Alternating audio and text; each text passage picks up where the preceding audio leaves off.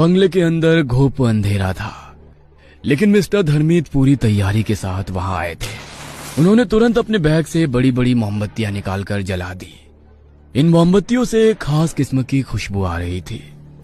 अभी वो दोनों आगे कुछ सोचते कि तभी बंगले में से किसी के हंसने की आवाज आने लगी। इस हंसी के थमते ही वहां एक दूसरी आवाज गूंजी।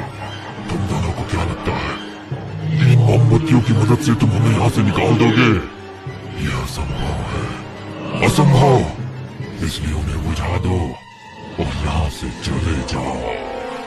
यह सुनकर रचित और मिस्टर धर्मित थोड़ा सा घबरा गए। रचित कुछ कहना चाहता था, लेकिन मिस्टर धर्मित ने उसे चुप रहकर पेंटिंग ढूंढने का इशारा किया। वो दोनों अपने हाथ में मोमबत्ती लेकर अपने काम में जुट गए। लॉकेट और मोमबत्तियों के कारण बंगले में मौजूद काली शक्तियां इनके पास